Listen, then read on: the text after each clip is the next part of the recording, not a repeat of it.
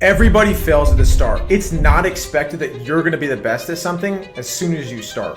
We've all heard the saying, a master once started as a beginner. As of today, I've generated over $22 million for my clients. I've also scaled my own company to $100,000 per month. The journey to get there, though, involved a lot of failures. Here's what I've learned from my experience so you don't have the same failures. Now, you're probably saying, Dylan, I see all this success online on YouTube, on Twitter, Instagram, TikTok, talking about the clients you have, the success of your students. Yes, but it's taken me over 2 years to get to that point with my own business. In my sales career, my personal life, I've had a large amount of failures, but if you look at failure as a failure, it is a failure. If you look at a failure as a growth opportunity, or you're taking something away from it and you're going to change your behavior from that failure, it's not a failure anymore. It is a learning experience. So failure is a good thing. If you're not failing, you're not growing and you're not getting better, right? No one is just inherently great at something from day one till the end of the day, right? Failures in my life, I've had some in sales. I've been the bottom rep on the totem pole. I've been put on a PIP plan. So essentially what that was, it's a performance indicator plan. What that essentially means is that if you fuck up this month, you're out. Right? So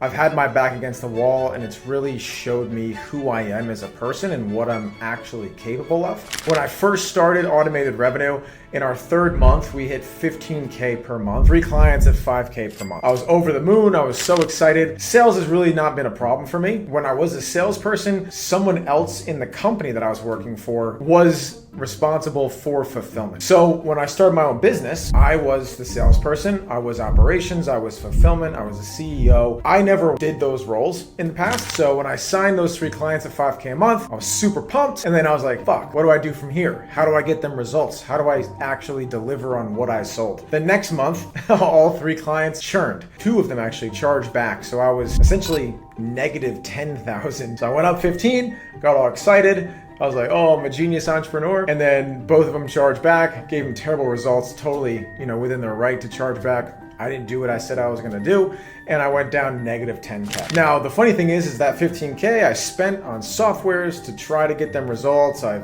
spent some money off it. I got excited, and I actually had to pull from my personal savings that 10 grand. Put me in a little bit of a bind because I didn't have any income. I quit my job. Really scary, shaky moment for me as an entrepreneur. I was kind of sitting in bed and I was like, oh my God, I suck. This business is failing. I gotta go back and get a job. All those thoughts are running through my head. Took a deep breath. I went on a walk and I came back and I was like, you know what? This is a learning experience. What do I need to learn from this failure to be able to continue to grow the business, get more clients, and get them the results that I want to get them? So it essentially allowed me to focus on our operations, our fulfillment, our customer success, their experience. And from there, I got back up to 20, 30, 40, 50, 60, all the way up to $100,000 a month, which we're at right now. The point is that you do not know the outcome of a situation in the long term. What seems like a blessing could actually be a curse, and what seems like a curse now could actually change your life down the road. The biggest thing is to actually live life to the fullest, take risks, explore new opportunities, new ventures, start that side hustle, get that job, do what you have friction towards, because if you're feeling uncomfortable about something,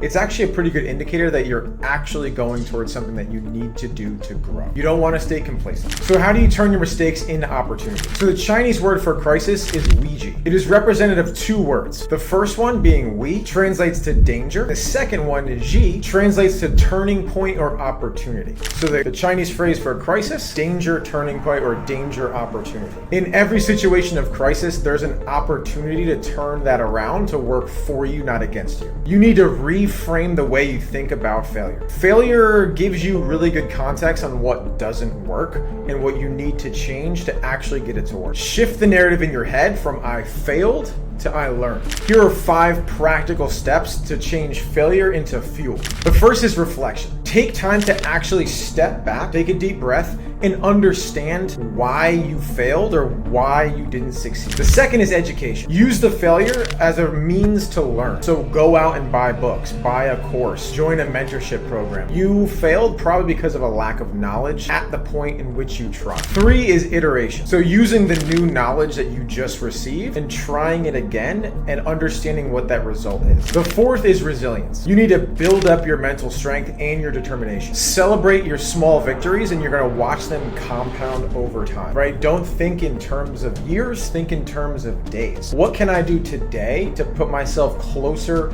to that year-long goal, right?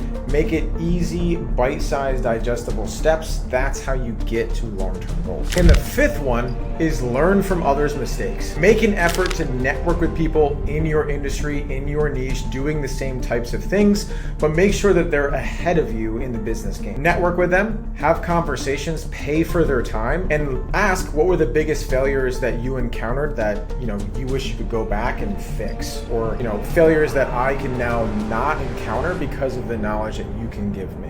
Now, remember, in the age of social media, everyone posts their highlight reels, right? No one truly talks about what it took behind the curtain to get to a point of success to then share it with the world. So understand that everyone that you look up to on social media or in your real life has encountered major failures and setbacks. The key to life is to fail. Embrace the failure and learn from it. Now, if you're looking to get into sales and work from anywhere in the world from your laptop, making anywhere from $3,000 to $8,000 per month, click the link in the description. We're gonna help you and understand from our failures so you don't fail and you have a very short time horizon before you see success. And if you're still exploring sales and you're like, I'm not sure if I wanna do it, we do have a free school, which is a free community and a course. I'll also link that below. Now, if you found this video valuable, subscribe, leave a comment. I do read all of them, and I'll see you in the next one. Peace.